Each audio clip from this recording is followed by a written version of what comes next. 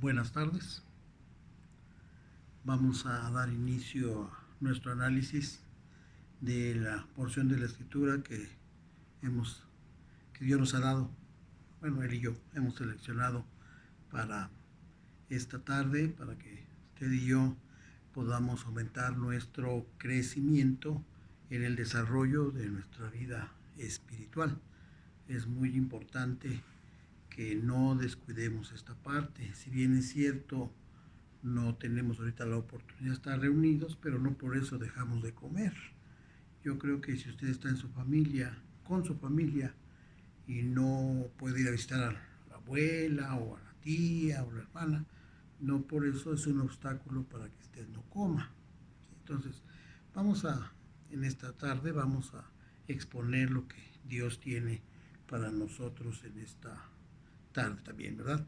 Voy a omitir tiempo de orar aquí, toda vez que ya estuve orando al Señor con antelación, que Él tome este tiempo entonces en sus manos y lo he declarado ya para eso. Entonces, vamos a proceder de inmediato al tema reservado para esta tarde. Parece que no se ve completo.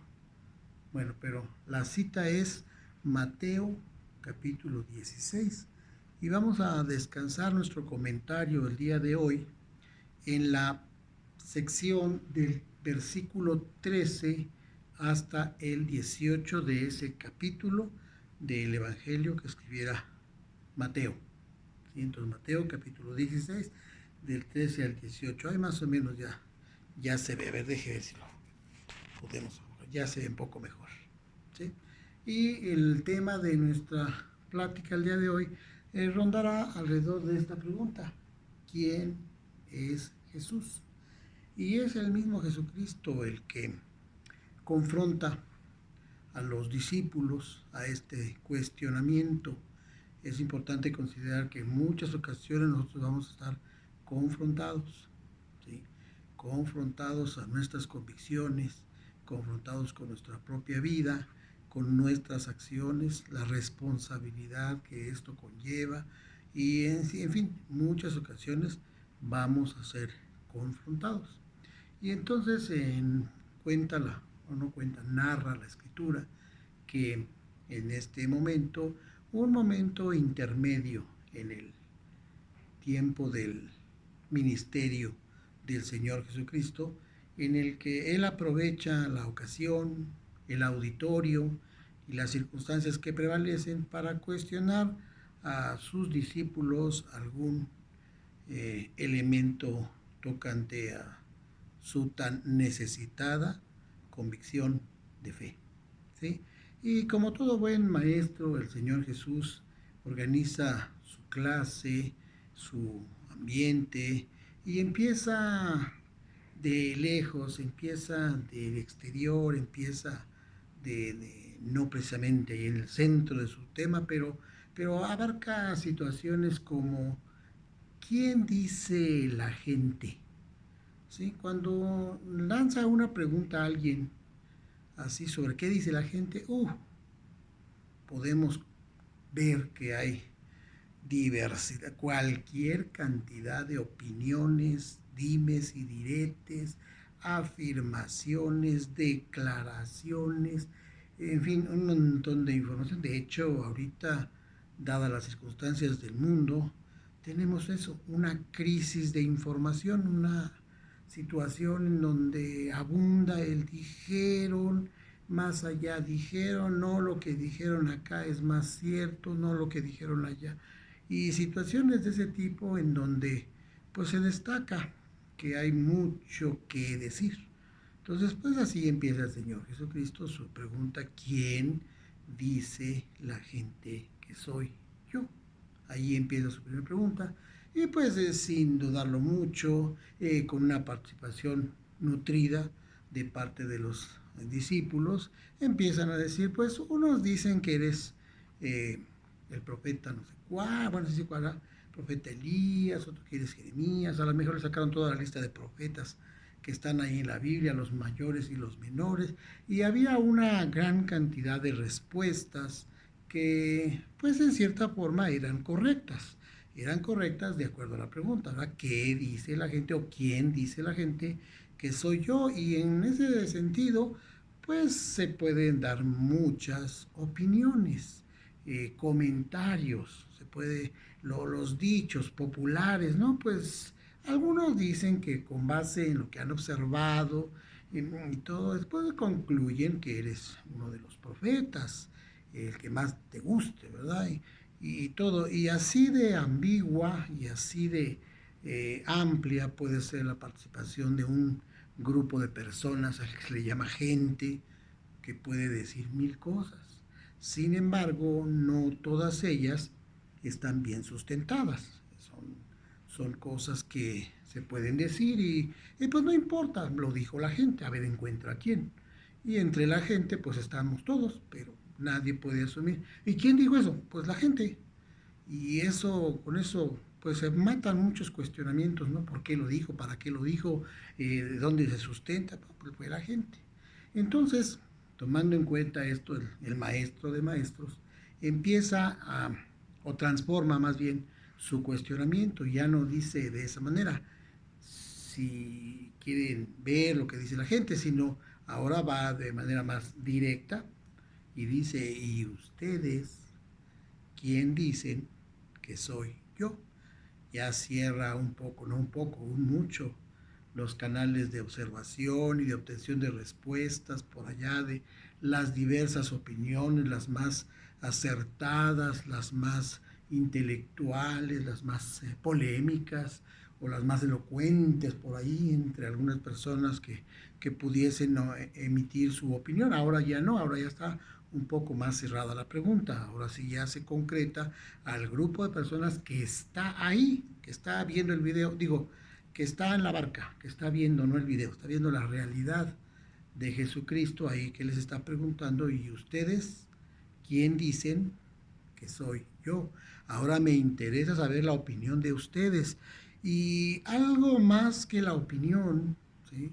El Señor Jesucristo, a lo largo de su tratamiento que nos da con el estudio y la vivencia de la palabra de nuestro Dios, Él no está muy interesado en su opinión, ¿sí? En mi opinión, Él no está muy interesado en eso. Él mueve su pregunta y hace un trasfondo más intenso para revisar, para verificar los cimientos de las afirmaciones de los que se dicen ser sus discípulos. Entonces, reitero, el Señor Jesús, si bien es cierto que nos escucha y nos observa en todo tiempo, pero Él no está muy interesado en su opinión, ¿sí? El concepto que usted tiene según su propia opinión. A lo mejor obedece a pues, algún estudio que haya usted realizado por ahí, alguna experiencia o la narración de alguien para el cual usted tiene una gran admiración y dijo algunas palabras que usted considera certeras, buenas, apropiadas e incluso domingueras para cuando viene este tipo de cuestionamiento, ¿verdad? Y entonces podemos ir a nuestro acervo de opiniones y buscamos la que mejor se ajuste a la respuesta de esta pregunta y decimos, no, pues Dios es un ser supremo que tiene control sobre la tierra y es un Dios que pues el que tiene dominio sobre todas las cosas y hasta como que le subrayamos cosas y puede que salga usted de un apuro en cuanto a ese momento que se le hace ese cuestionamiento, ¿quién dice usted que es Dios? O más moderno, ¿qué es Dios para usted? Y ahí aporta toda su opinión o su conocimiento. También en ocasiones, y ahorita lo vamos a ampliar un poquito, tenemos nuestra respuesta fundamentada en que, y hasta le ponemos todo ese elemento, ¿verdad? Por la bendita gracia de Dios, me dio la oportunidad de ingresar al instituto, pone usted el nombre del mejor instituto que usted considera, y con base en los conocimientos ahí obtenidos, puedo mencionar que Jesús es, y ahí se pone usted su respuesta muy conceptual, muy intelectual y muy, muy bien descrita también. Y eso no es malo, está bien, qué bueno que esté un brillante estudiante de ese brillante instituto al que brillantemente asiste usted. Pero en cuestión práctica y considerando la capacidad y característica de nuestro Dios, Él no está muy interesado en eso. Sí, sí, es bueno, reitero, es bueno que usted tenga un concepto intelectual de lo que es Dios. Es muy bueno, es necesario. No podemos andar en la vida sin saber quién es Dios, ¿no? Y sin poderlo explicar, sino a qué vamos a las reuniones, para qué tomamos estudios. No, es bueno que usted tenga un concepto intelectual de lo que es Dios y eso que le dé fruto. Y yo le puedo ayudar algunos elementos para que usted ingrese más a su concepto si es que carece de ellos. Se los voy a ir mencionando de uno por uno para que usted vea que no es malo tener conocimientos intelectuales y más, máxime si estas afirmaciones o conocimientos están fundados en la Biblia. O sea, qué bueno es que lo tengamos y por ello en este momento le voy a dar algunos elementos para que usted incremente su acervo de conocimientos con relación a esos conceptos de quién es Jesús. Y todos ellos están en la Biblia, indiscutiblemente se tendrán que ser aceptados por la iglesia porque pues como están en la Biblia y están ampliamente fundamentados en una gran variedad de versículos, pues la situación concluyente es que son ciertos, porque la Biblia, toda la escritura es inspirada por Dios y útil para enseñar, para corregir, para instruir. Entonces, no se olvide ese texto porque más adelante lo vamos a considerar, ¿verdad? Pero si nos preguntan quién es Jesús, bueno, Jesús es el ser humano, el más profetizado que vendría a esta tierra. Le voy a poner aquí la palabra profetizado. Perdón que le dé la espalda. Profetizado. Pone bien la R. Profetizado. ¿Sí? Previsto, predicho. Se mencionó que Jesús vendría y de nadie más se ha considerado esta parte de profetizado. ¿Sí? Del Señor Jesús se profetizó desde el Génesis que vendría. Se profetizó de qué tribu iba a descender, se profetizó el momento exacto allá en el libro de Daniel, se profetizó el lugar allá en Belén, que tendría influencia de Nazaret, que sería pues del pueblo de Israel, que sería descendiente del trono de David, en fin, se profetizaron muchas cosas del Señor Jesús, muchas, cómo iba a nacer, cómo iba a vivir, incluso cómo iba a morir, las características de su muerte, de todo lo que implicó, el sacrificio que él ostentó allí. Todo eso está profetizado y yo creo que ni yo ni usted podemos decir que nuestra vida haya sido tan predicha o tan profetizada como la vida del Señor Jesucristo. Es realmente impresionante. Lea usted este libro de Mateo y él como con la característica que tiene de escritor, uno de los mayores énfasis es recalcar eso, que todo fue hecho para que se cumpliese la escritura. Incluso estando en la cruz y dijo, sed tengo, tenía sed, era lógico que podía tener sed en esas condiciones y el autor dice, para que se cumpliese la escritura. Y en fin, la situación miren, que pasó con su ropa, de la cual le despojaron, también dijeron para que se cumpliese la escritura. O sea, el Señor Jesucristo, si alguien me pregunta por ahí y tiene interés, claro, el Señor Jesucristo es el ser humano cuyo advenimiento a esta tierra es el más profetizado, es decir, el que tiene el mayor número de profecías cumplidas en él, en el desarrollo de la vida que tuvo en esta tierra. ¿Sí? En todo el periodo que él estuvo aquí, él fue el más profetizado, fue al que se le brindó todo ese tipo de información al pueblo sobre quién sería el Señor Jesucristo. ¿Sí? Entonces, si a usted le interesa saber un poco más de eso, bueno, ¿quién es Jesucristo? El ser humano más profetizado, de quien se cumplió la mayor cantidad de profecías y con la mayor exactitud, nadie más. ¿Sí? Otro elemento que usted podemos poner ahí, que Jesucristo es el intercesor. ¿Sí? Intercesor. Ese es un título que tiene para él. ¿Sí? Él, dentro de toda su función, desde que lo conocemos, desde que es vista su participación en esta historia de la humanidad, de la palabra de Dios, él ha sido el intercesor y sigue siendo el intercesor y tiene la mejor posición como intercesor y además la única, digo, intercesor para la salvación del ser humano. ¿Sí? Ese trabajo que fue lo que más...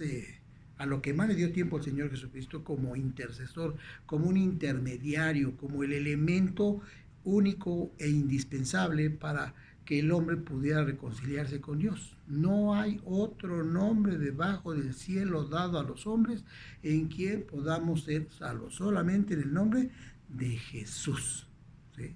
Entonces no hay otro medio, no necesitamos de más intercesiones ni de personas que quieran ofrecer su vida, sus conocimientos, sus experiencias, sus revelaciones. Está bien, que bueno que tenga, no dudo que tenga revelaciones, ¿verdad? Pero no requerimos de nada.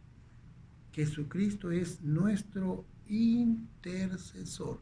Lo dejó bien claro en Juan 14, donde dice: yo soy el camino, la verdad y la vida, y nadie viene al Padre si no es mediante mi intercesión. ¿Sí? Entonces, si usted quiere sin lugar a error contestar, bueno, ¿quién es Jesús? Es el mayor y único intercesor entre Dios y los hombres para darle salvación a su alma. Mire, se saca usted un 10, porque no hay otro, no hay otro. Sí, usted y yo podemos ayudar en la oración por el hermano y podemos interceder por nuestros hijos delante de Dios, pero el único que le va a dar salvación a su alma, a nuestros hijos, a nuestros hermanos, a nuestros conocidos, es Jesucristo, porque Él es el intercesor. ¿Sí? Es un buen concepto que usted puede manejar cuando le pregunta quién es Jesús, el mejor intercesor ante la humanidad, y está bien, usted también saca un buen punto por ahí. Ahora le va a dar otro punto. ¿Sí? Jesucristo es autoridad.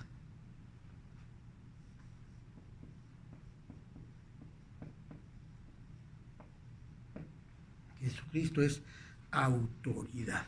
Y también ahí, si usted da esa respuesta, no anda muy ajeno a la verdad.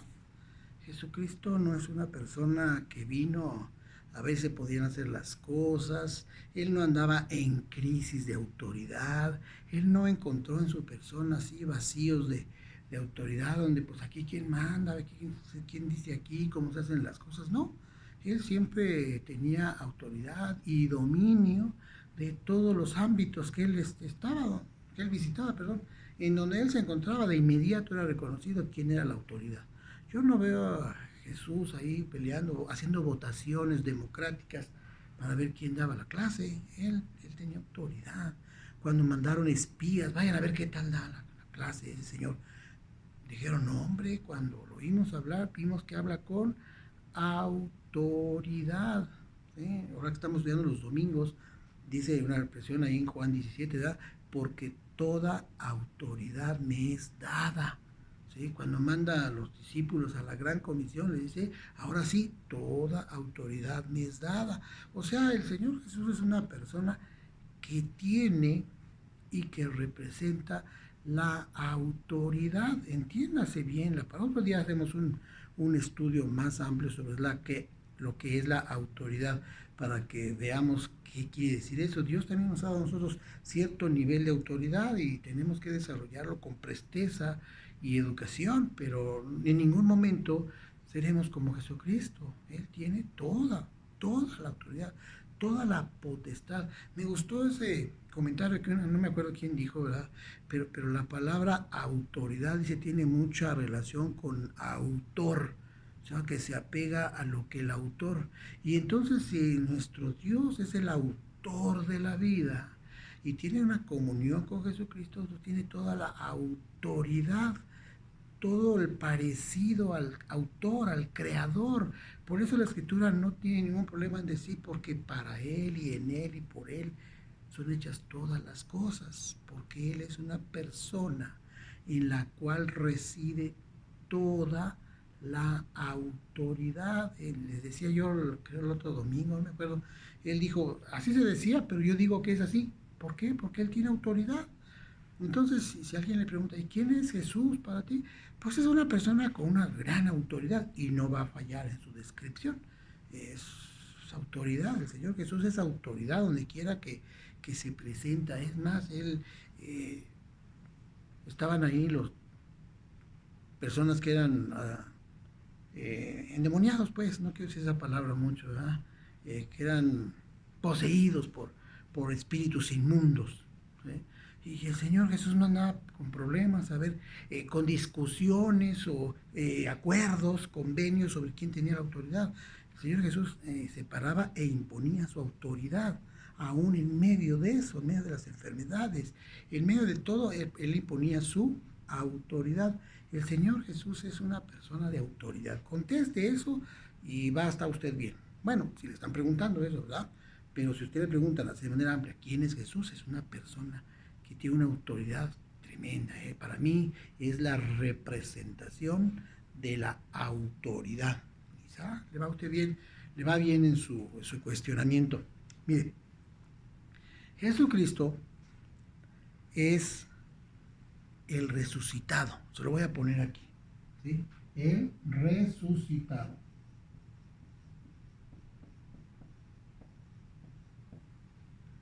No sé si usted en su amplio conocimiento bíblico ya usted dijo, pero pues también está Lázaro, ¿sí? O aquellas otras mujeres. ¿Se acuerdan que iba una vez una viuda ahí con su, ya camino al panteón a enterrar a su hijo? Y Jesús los vio pasar, dijo, no, pues esta mujer, su fuente de ingresos es su hijo, ya se le murió, pues viuda, mujer, y luego en esa época pues era lo peor, una atrocidad tremenda para esa mujer. No, mejor se lo resucitamos, y lo resucitó. Entonces cuando pongo a Jesucristo resucitado, como que pues también está ese muchacho, y la otra que resucitó Pedro, y otro que resucitó Pablo, no me acuerdo, Pluvio, pues se llama, no me acuerdo cómo se llama el muchacho que estaba en la ventana, pues se cayó, se durmió en la predicación, no le va a pasar lo mismo. Pero bueno, no que se caiga o que se duerma. Bueno, pero ahí están varios resucitados. Y entonces, pues Jesús, el resucitado, ¿cómo? Mire, yo le voy a invitar a que, ahorita que tiene tiempo, reitero, ¿verdad? Busque ahí en su Biblia todos los casos de los resucitados, ¿sí?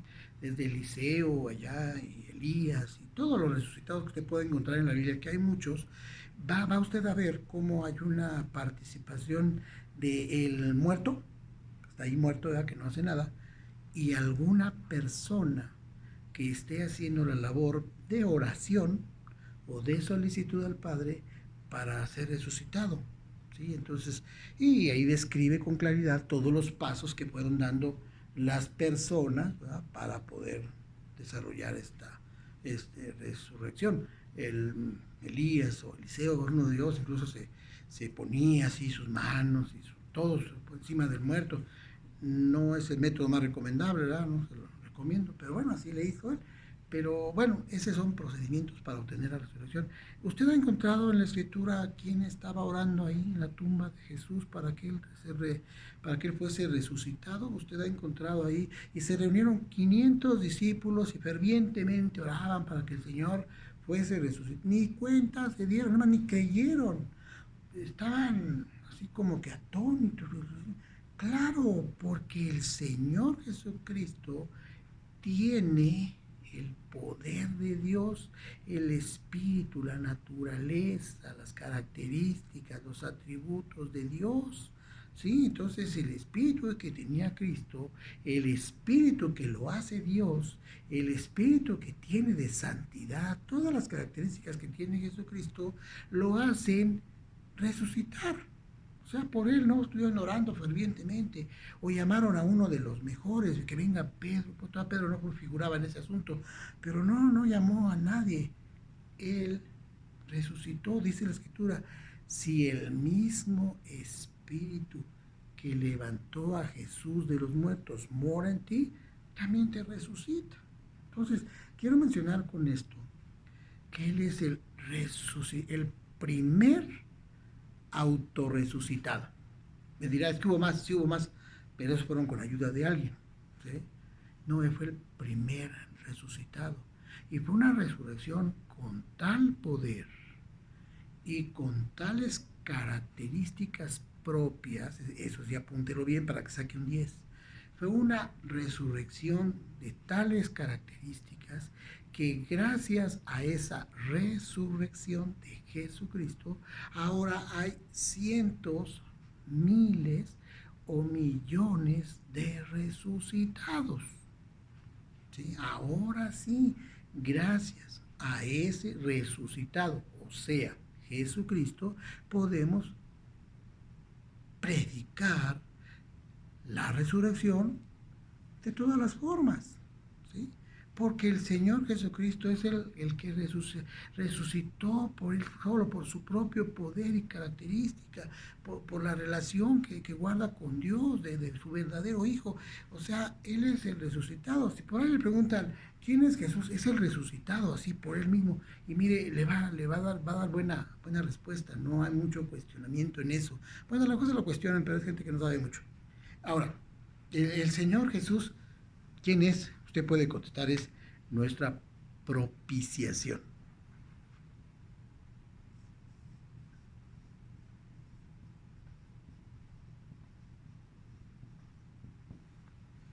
Esa palabra también es dominguera, pero necesita estudiarla bien para que la pueda responder. Si no la quiere usar mucho, bueno, no la use mucho, pero sí sépala. ¿Sí? Él es nuestra propiciación. Él es el único ser capaz de propiciar nuestra salvación. Nadie más puede redimir, nadie más puede sustituir, nadie más puede ser ubicado en nuestro lugar, nadie más puede cubrir todos los elementos de demanda, nadie más podía cubrir la demanda de la ira de Dios. La ira de Dios, pues es un atributo de Él. Y Él establece su palabra y a su palabra no le va a faltar. Y dijo, la paga del pecado es muerte, irremisiblemente la muerte. Cualquiera de los seres humanos que venga conmigo se muere porque todos han pecado, dice la misma palabra. Entonces es una carencia de esperanza general para nosotros. Nadie puede ser eh, puede representar nuestra salvación, solamente Jesucristo, con las características que tuvo de no aferrarse a lo que tenía en gloria, sino que dejando todo aquello vino acá con nosotros, se hizo hombre, habitó entre nosotros, y luego no solamente eso, sino que se hizo siervo, y no solamente eso, sino que estuvo dispuesto por el puro afecto de su voluntad presentar su cuerpo en un sacrificio por la salvación de nosotros, morir ante Dios y llevar todo el pecado de nosotros, o sea, quedó en nuestro lugar. Esa es la propiciación. Él es el único capaz de propiciar, de hacer posible nuestra salvación por todo lo que la salvación implica. ¿Sí? Es el tema que quiero ir más o menos viendo en estas sesiones, en donde la gracia de Jesucristo entra, la fe de Jesucristo entra, la regeneración.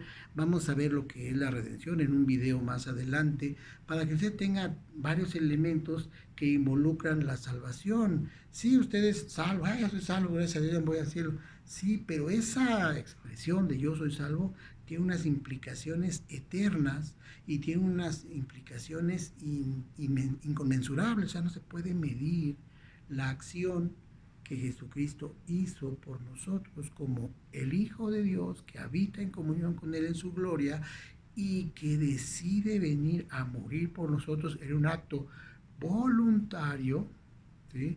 Para sustituirnos al ser el blanco de la ira de Dios. Éramos nosotros. El blanco de la ira de Dios es muerte y se muere. Pero Jesucristo se pone en nuestro lugar y propicia nuestra salvación. Desde luego esta palabra, le digo, es un poco más dominguera, ¿verdad? Pero si usted, ahorita que tiene tiempo, la investiga mucho, se va a encontrar con que le va a hablar de muchas características que solamente Jesús tiene. Nadie más. Solamente Jesús es el único que puede reunir todas, y cuando digo todas, es todas las características necesarias para hacer nuestra propiciación. ¿Sí? Entonces, estúdiele y verá y conocerá más al Señor. Esta no la use mucho en su respuesta de examen porque le van a cuestionar más y a lo mejor nos faltan ahí algunos elementos, pero sí, para que usted la estudie, pero Él es nuestra propiciación. Otra característica que tiene Jesucristo es que es un discipulador. Lo voy a poner. Discipulador.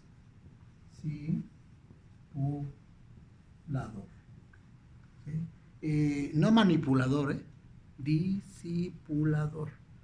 Es decir, tiene la capacidad de hacer discípulos. No solamente nos habla al oído así bonito, nos baja las estrellas que Él sí puede, ¿verdad? Y todo, y nos deja ahí solito, ahora ya, camínele. No, el Señor Jesucristo es un discipulador porque está encargado desde nuestro nacimiento. Ya saben que con Él la cosa es, si quieres venir en pos de mí, bueno, pues vuelve a nacer. Y ya cuando vuelves a nacer, y eso es por la gracia de Dios y por la voluntad de Dios y por la acción de Dios y por todo depende de Dios, ¿verdad? Entonces cuando usted nace de nuevo, el Señor empieza a trabajar con usted y lo dejó dicho, prometido y comprometido. Esa parte de la escritura ahí me gusta, ¿verdad? Aquel que empezó en ustedes la buena obra de nuevo nacimiento, ¿qué dice? Va a estar con ustedes todos los días, ¿sí? ¿Para qué? Para perfeccionar la obra hasta su máximo, hasta que sea perfecto. Él va a terminar, dice, la obra. Él la empezó y Él la va a terminar de manera perfecta. Así es como usted y yo debemos de creer. Si es usted discípulo, claro, si no es discípulo, bueno, usted es un simpatizante, viene, qué bueno, aquí lo recibimos, lo contamos, ay, vinieron 20, eran 3, eran simpatizadores, pero ya se fueron. Pues qué bueno, ¿verdad? Esperemos que regresen algún día, pero si usted es discípulo, entonces es una persona que viene, se queda, voy a subrayar lo siguiente, asiste con regularidad y aprende, porque el discípulo es ese, el que aprende. Entonces el Señor es una persona que en su característica es discipulador. Él fue llamado el maestro de maestros, yo lo reconozco como el maestro de maestros. Él como persona tiene una didáctica, una forma de enseñar tremenda. Usted puede buscar una porción de las enseñanzas de él, alguna parábola, algún pasaje, algún evento de la vida de él, y lo lee hoy y saca usted una enseñanza terrible. Y si lo ve usted dentro de 8 días, también, o al día siguiente, ¿verdad? Pero bueno, para variarle, lo vuelve a leer y le va a encontrar más y más.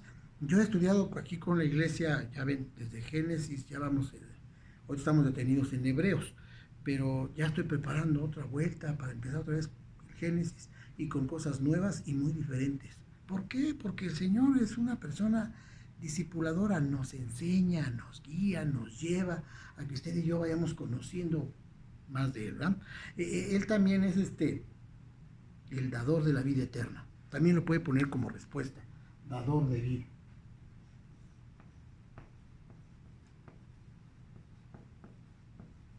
Y eso sí, es el único que puede dar vida. Yo también tuve 3 hijos y a todos les di vida. Sí, está bien, usted y yo podemos tener hijos e iniciar esos procesos de vida, pero eso no es la vida. La vida no es el existir en esta tierra. La vida es la vida eterna, la que Él dijo. Y Él lo dijo, ¿verdad? Yo te doy gracias porque me has dado autoridad y por eso yo les puedo dar vida eterna a todos estos, a los que creen y a los que van a creer. Entonces, Jesucristo es dador de vida eterna. Si alguien le pregunta por ahí, ¿quién es Jesús? Es el dador de la vida eterna y también va a tener su palomita, su acierto dado, ¿verdad? No hay ningún problema en ver qué dador de vida es o si no es, porque sí es dador de vida, él cumple bien ese requisito. Entonces, si usted y yo damos estas respuestas, ya está usted bien y saca muy bien su respuesta. Y es más, si viene, está usted en el barco del Señor y le pregunta, ¿y tú quién dices? Ah, pues Señor, tú eres esto, esto y esto, ¿verdad?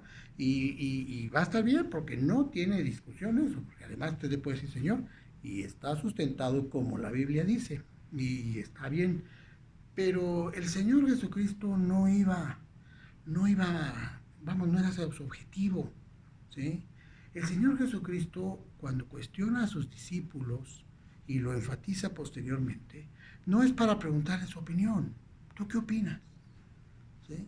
¿Tú qué dices? ¿Quién soy yo? Y en esa parte, cuando el Señor Jesús empieza a hurgar, empieza a investigar, no solamente se fue a su cerebrito, a su almita, a ver qué dice, a ver qué ha aprendido, no, él se fue a profundidad, ¿sí? A algo más importante. Y lo puedo comprobar esto porque no sabían, no sabían qué contestar. No sé si le ha pasado a usted, nos ha pasado en algunas clases que nos preguntan y nos quedamos, híjole, pues eso qué será, y nuestra memoria, nuestros escasos conocimientos no alcanzan a buscar algo que contesto aquí, pues ni idea tengo. Así se quedaron los discípulos. Después de estar un buen tiempo con el maestro de maestros, disfrutando sus clases, sus enseñanzas de manera intensiva, de forma teórica, de forma práctica, bueno, qué privilegio tuvieron esos hombres. Yo los sigo envidiando con la envidia santa, creo que no hay de esa, pero bueno, de que estaban con el maestro ahí, aprendiendo, aprendiendo, aprendiendo. Y cuando llega el examen, el Señor les puso un cero, pero si bien redondo, porque ninguno supo quién era Jesús. O sea, ellos no tuvieron la capacidad de responder con precisión quién era Jesús. Nada más, pues ahí andaban con él, comían con él, andaban en el barquito con él, como si hubieran ido así a las trajineras de Xochimilco, ya, crucero, y iban muy tranquilos ahí, yo creo. Y en esas el Señor que está preparado, ¿verdad? Que es inquieto. Oigan, a ver, ¿quién dice la gente? Ya, bueno, bla, bla, bla. Y ustedes, y dice que todos se quedaron callados. Nadie contestó. Usted me dirá, no, sí, Pedro se levantó. A ver, sí, vamos para allá. Pedro se levantó y lanzó esa expresión que dice, tú eres el Cristo, el Hijo del Dios viviente y todo. Y el Señor Jesús le escuchó la respuesta, pero de inmediato le dio una aplicación. Tomó la respuesta y la puso ahí, ¿no? El Cristo, el Hijo del Dios viviente, ahí está, pero tú tienes cero. ¿Sí? Y tú también, y a todos les digo, ustedes tienen cero, porque ya tienen tanto tiempo aquí con ustedes y no saben quién soy yo. Para eso hace la aclaración, ¿verdad? Oh, muy bien, Pedro, tu estrellita, pero, pero no por lo que sabes. ¿Sí? Te pongo tu estrellita porque fuiste un instrumento utilizado por el Espíritu de Dios para externar esa expresión tan útil en la vida que vamos a desarrollar más adelante. ¿Sí? Le dijo, bienaventurado eres Pedro. Yo que Pedro dijo, ándale, ahora sí le di con ganas. Ahora sí que mejor está, chavos. Ya ven, yo sí sé, ustedes no supieron, pero yo sí, estrellita grande, Señor, porque yo sí supe. Bienaventurado es porque no sabes nada. Sí, así le dijo. No, no le dijo, bueno, ¿sí? Porque eso no te lo reveló ni carne ni sangre. Es decir, no lo aprendiste con nadie, porque no lo sabes, sino que mi espíritu, bueno, el espíritu de mi Padre, te lo reveló y te usó para que tú pudieras expresar esa parte tan importante del fundamento de la iglesia. Bienaventurado eres, Simón, porque no sabes. Órale, qué palabra. No sabes, pero el Señor te revela.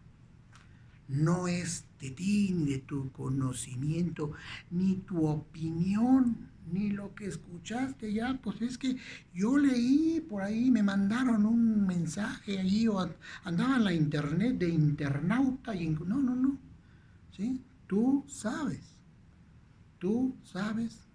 nada. El Señor te reveló esta importante verdad. Y en esa parte es donde yo quiero hacer énfasis en este momento. ¿Sí? Sí está bien que usted estudie, qué bueno que vaya usted a algún instituto, si tiene esa fortuna, ¿verdad? Que vaya, que usted aprenda muchos conceptos, llene su mente de cosas buenas, eso es bíblico y eso es bueno, que usted siempre tenga una respuesta pues lo más apropiado posible, como estas, ¿sí? Para responder, que su opinión sea de peso y bien sustentada, claro, debe estar sustentada en la Biblia, ¿verdad? Y todo eso es muy bueno. Eso es muy bueno, es edificante, las iglesias se ven bonitas cuando hay gente que sabe y todo eso, y Dios no lo repela, no lo reprueba tampoco, pero Él va más allá. Él no quiere, lo dice, ¿verdad? Él no quiere que usted sea sabio. ¿Cómo? Sí, dice que seamos, no. Él dice claramente que Él no quiere que usted sea sabio en su opinión, que usted sea sabio en lo que usted aprendió, que usted no sea sabio en los conceptos que usted maneja. No, es que yo sí, mire, yo estudié. Y eso de profetizado, si quiere, yo le doy toda la lista de profecías desde Génesis, yo le doy la cita con capítulo y versículo de todos los libros donde está y sí, y qué bueno que lo sepa, pero a Dios no le importa tanto eso. ¿Sí? A Dios le importa el conocimiento que tenga usted de Dios. Ya les he puesto dos tipos de conocimiento, ¿sí? Lo voy a ver aquí. Esto quiere decir conocimiento, ¿sí? Bueno, por completo. El conocimiento, ¿sí? Tiene dos funciones. Usted puede tener conocimiento conceptual, lo cual es muy bueno. Qué bueno que conozca usted de Dios. Pero también debe tener un conocimiento, lo voy a poner aquí, relacional. Este es el que le interesa a Dios. Conocimiento relacional. Eso es lo más importante. Eso es lo que Dios espera de usted. El conocimiento conceptual lo maneja usted, lo hemos puesto en el esquema que ponemos cuerpo, alma y espíritu, y usted lo maneja en su alma. Y qué bueno es que usted tenga 100 de estos conceptos y bien sustentados en la Biblia. Eso es bueno para usted. Qué bueno que lo pueda hacer, es positivo y Dios se agrada, pero no espera eso, ni promueve el Señor nada más eso. Sí, escudriñemos las escrituras, pero vean que las escrituras son las que dan testimonio de mí. ¿Sí? Mire, póngase, ubíquese bien. Le voy a dar algunas afirmaciones que a lo mejor lo pueden, no sé, espero que le muevan algo por ahí. Si usted y yo igual, ¿verdad? Usted y yo conocemos la escritura, algo, ¿verdad? La leímos algo, y si usted encontró ese versículo que dice, les dije que se acordaba, ¿verdad? Toda la escritura es inspirada por Dios y útil, así, así. O aquel otro que es su primo hermano de este versículo que dice, la palabra de Dios es viva y eficaz y penetrante y que entra y discierne los pensamientos y las intenciones y todo eso. Eso es muy bueno que usted y yo lo sepa. Es más, le voy a dar una estrellita. Qué bueno que usted sabe que toda la escritura es inspirada por Dios y que la palabra de Dios es viva y eficaz y penetrante. Eso es uno de los mejores conocimientos que usted y yo podemos tener. Qué bueno que los tenemos. Pero con ese conocimiento, si yo le marcara o le graficara el crecimiento espiritual de acuerdo a su conocimiento, si usted aquí estamos sin saber nada y usted quiere llegar a ver qué tanto sabe con esos dos conceptos, va a ver que llegó hasta aquí.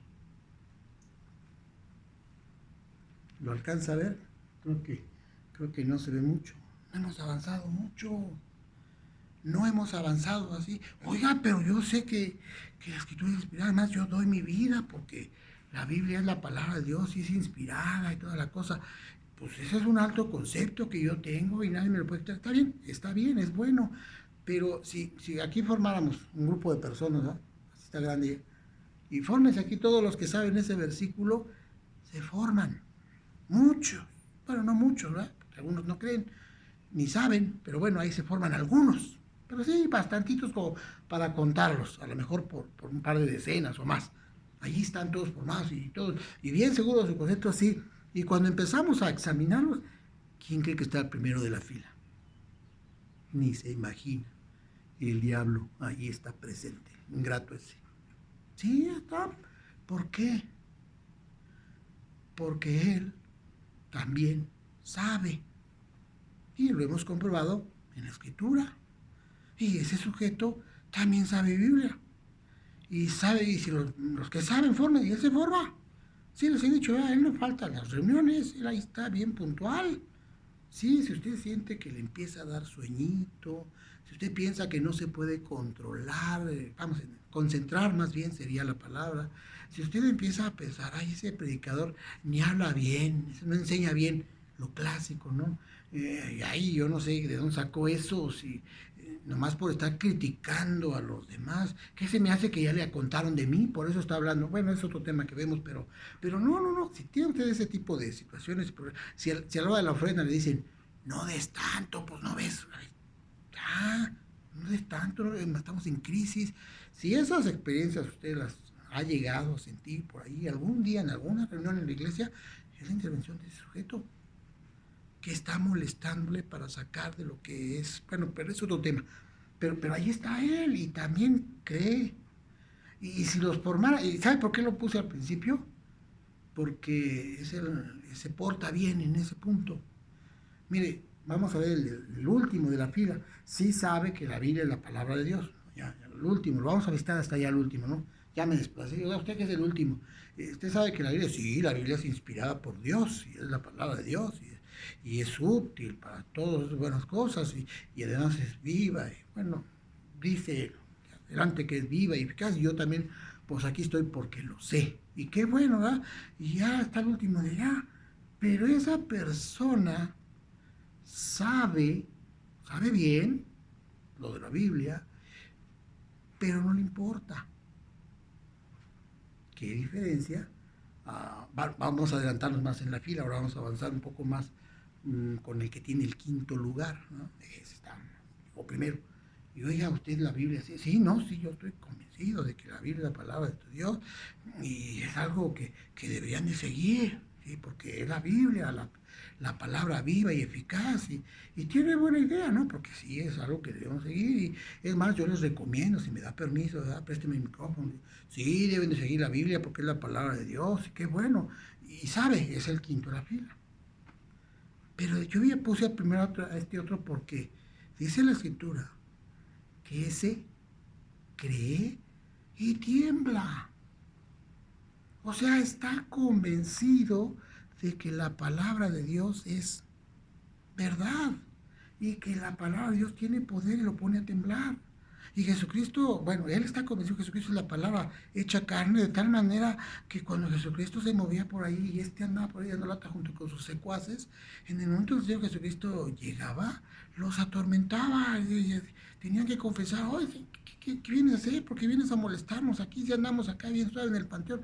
Aquí no es tu tierra, aquí está no le hace. El Señor Jesucristo es Señor de toda la tierra y los discípulos se iban, se tenían que escapar de ahí y vámonos, porque creían, pero además actuaban. A lo mejor el que está detrás o el tercero, ¿verdad? No, sí, yo creo en la Biblia y luego cuando me acuerdo, pues yo hago como dice la Biblia. Pero si usted quiere rebasar ese nivel y salir un poco más de esto, de creer que la Biblia es la palabra de Dios, lo lleva usted buen concepto a su casa, se lo comparte a su familia, a sus amigos, la Biblia es la palabra de Dios, no hay nada, no hay mucho desarrollo, pues. No, podemos, no, pues por eso yo estoy ejemplar, no, tenga cuidado con eso. ¿Qué tenemos que hacer? Nosotros tenemos que saber que el apóstol Pedro mencionó, tú eres el Cristo, el Hijo del Dios viviente, lo cual es todo un tema eso, de análisis, ¿verdad? Pero el Señor Jesucristo dijo, bueno, con eso, con eso que está escrito, o que ya queda escrito en la palabra, bueno, que es un hecho desde el inicio, con esa expresión yo voy a sustentar una iglesia poderosa, una iglesia que cree en la palabra, una iglesia que cree en Dios y que le cree a Dios en esa palabra. Ese es un inicio. ¿Sí? No solamente creer que la palabra es buena, sino que la palabra es buena para algo, para conformar la iglesia, una institución, vamos a redundar, institución instituida por Dios, para que sea la solución a la problemática que ahorita se está viviendo. ¿Dónde está pues la solución a la crisis que se está viviendo en este momento? ¿Sí? Tal vez dirán, este cuate casi no habla de eso. Pues es que no vengo a hablar de eso, pero vamos a considerarlo. Alguien dicho, ¿y dónde está Dios? Que todo esto, mira, toda la gente que está muriendo, todo lo que está pasando, ¿dónde está Dios? Que está... Y hacen ese tipo de reclamos y pues está, es su asunto, ¿verdad? Otros dicen, pues yo creo que Dios ya nos dejó de amar o ya vino el juicio sobre nosotros. Y yo creo que los más malos son los que tienen más. No, no. Bueno, usted puede tener su punto de vista también, ¿sí? Pero lo que yo puedo decirle, y me lo compartieron por ahí, también mi esposa me lo mandó, es algo muy importante. Dios sigue teniendo el control de todo, de todo. Él sigue teniendo, Él sabe, las computadoras de Dios están más actualizadas sobre cuántos en realidad están muertos. Él tiene el dato más preciso en el momento. Él no anda con estimaciones, júntenlas de todo el mundo y ya mandamos ahí un... No, Él tiene todo bajo control. Él conoce todo. No se le pierda de vista eso. Él conoce, Él sabe, Él está muy al pendiente de la situación. No, no se le escapa nada. Ay, Señor, ya te pasó la mano, ¿no crees? Mira, ¿cuántos ya van? No, Él sabe lo que está pasando, Él tiene control de eso. Y cuando usted y yo sabemos que el Señor sabe, nosotros confiamos, ¿sí? Si viene, por ejemplo, mi hermano, ¿verdad? Mi hermano, uno que es mecánico, Dios lo bendiga, y me dice, oye, préstame tu auto, yo se lo presto. ¿Ah? No, bueno, con mis hermanos, pero con él porque sabe de coches, ¿sí? Él conoce. Y yo no tengo necesidad de estarme preguntando, ¿y sabrá manejar? Y si le vaya al carro, sabrá qué hacer. Y podrá irse de aquí a su casa en carro. Hacer... No, no, no, yo sé, yo conozco que él sabe manejar y sabe de carros. Y además le tengo como mi hermano toda la confianza. Y yo sé que él va a hacer buen uso de eso. ¿Por qué? Porque lo conozco, yo estoy informado y porque él conoce. Entonces, si usted y yo le conocemos a Dios y él, bueno, le conocemos y sabemos que él sabe lo que está pasando, él tiene control. Usted y yo no tenemos que estar preocupados. ¿Y ahora qué va a pasar? Señor, es un caos. ¿Quién te va a ayudar? Dios tiene control. Y usted y yo tenemos esa fe en Dios. Usted y yo sabemos que de esta saldremos, porque Él lo dijo. Él dijo, sobre esta afirmación que diste, Pedro, así que ni sabes, voy a fundar la iglesia. Y escucha, ni al mismo infierno va a prevalecer en contra de la iglesia. Eso es lo que usted y yo tenemos que saber. Esa es la parte que usted y yo debemos de tomar para nosotros. ¿Quién es Jesús? El fundador de la iglesia, el fundador de mi vida, el conformador mío, de tal suerte que si Él está conmigo, nada podrá separarme. Eso es fe. Eso es lo que el Señor Jesucristo esperaba de una respuesta. ¿Y quién dice la gente que es? A Él no le importó, no le importa la opinión de la gente. Que era un lunático, que era un loco, que era un... Pues podían decir mil cosas de Él. Sí, y él provocaba que se lo dijera, pues él se ponía, yo soy el camino, la verdad de la vida, estoy en este templo y en 3 días lo levanto, el que tenga sed, venga a mí, beba. Imagínense que alguien se pare por ahí y ponga a gritar eso, pues es un lunático, está medio loco. Pues esa es la opinión de la gente. Pero el Señor Jesucristo se dirige a sus discípulos, como discipulador que es, y les pregunta, ¿ustedes qué dicen?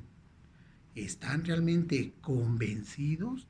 ¿O ya leyeron por ahí? Yo en un cuadrito de internet vi por ahí que no, eso no sirve mucho. Sí. No, sí, fui a una predicación, pero qué buena, hermano. Mire, esa iglesia, sí, sí, qué bueno que usted tiene la opinión de lo que dijo el predicador. ¿Sí? Está bien. No, fíjese que pues yo he leído la Biblia y encuentro así. Sí, está bien. También eso es bueno. Pero el conocimiento relacional es cuando usted y yo creemos en la palabra de Dios o creemos en Jesucristo y demostramos nuestra fe. ¿Cómo? Pues afirmando con todo nuestro corazón que Él es nuestro Señor. Y como Señor nuestro, entonces Él puede dirigir nuestras vidas. Y entonces yo voy a ir a la palabra de Dios, a las afirmaciones de Jesucristo, la revelación que el Espíritu Santo le dio a Pedro y a Juan y a Pablo, a todos ellos, y yo permito que sea la santa palabra de Dios la que determina mi vida. No la opinión de allá, ni la buena predicación de allá, ni la última clase del instituto que hubiera, estuvo re buena, que es cristal. Sí, está bien que vaya al instituto, pero que su vida sea regida y esté entregada a lo que Dios hace con usted, conmigo. Eso es lo importante. Si usted tiene la Biblia allí, una buena Biblia, o como le decía otra vez, en su buen teléfono, ahí tiene usted la Biblia, pues qué bueno, lo felicito, pues eso no le sirve de mucho. Que usted sepa que la Biblia es inspirada y viva también es bueno, pero no le sirve de mucho. Que usted sepa que Jesús fue profetizado, es autoridad, fue el resultado, es la propiciación, y usted sabe todo eso es bueno, pero no le es útil. Lo que le es útil es el que usted y yo rindamos nuestra vida al resucitado, al profetizado, al intercesor, a la autoridad. Eso es lo útil, que usted permita que su vida, su forma de pensar, sea dirigida por Jesús. Usted sabe quién es Jesús, el director de mi vida, el rector de todas mis decisiones y pensamientos y deseos y acciones. Eso es creer en Jesucristo. No tener una opinión vaga por ahí. No, sí, por ahí me dijeron que Jesucristo, buen maestro, no cabe duda, era todo un catedrático. Si estuviese aquí, estuviera en las más prestigiadas universidades del mundo, pero dando conferencias. Y sí, está, yo se lo tomo, ¿verdad? Sí, es cierto. Pero eso no nos sirve de mucho. Lo que realmente da vida a nuestra vida es un conocimiento de Dios, sí, conceptual, pero más importante, relacional. Nos relacionamos con el dador de la vida. Este tema lo vamos a ampliar en otro momento, pero quédese con eso. ¿Quién es Jesús para usted? Ah, sí, el judío, el maestro, el hijo de Dios, el que predican en la sinagoga. No, Jesús es mi Señor, mi Salvador, y eso lo creo, lo vivo, lo afirmo y le permito a Él que suceda, que Él sea el Señor de mi vida, que Él me dirija, me enseñe. Yo soy tardo para aprender, soy más lento para obedecer, pero yo quiero que Él sea el que me diga todos los días. ¿Sí? Yo quiero levantarme y lo estoy procurando, ¿verdad? Ya desperté, Señor, estoy vivo, gracias. Ahora, ¿qué vamos a hacer? No, ahorita vengo, yo, ya sabes, nos vemos allá el domingo. No, aprendamos a decir con precisión y utilidad para nosotros ¿quién es Jesús para usted? No me conteste, contéstele a Él. Háblele ahorita. Ore a Dios y dígale, Señor, ¿realmente quién eres para mí? ¿El maestro? ¿El filósofo?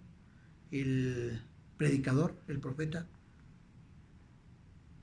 ¿O eres el Señor de mi vida?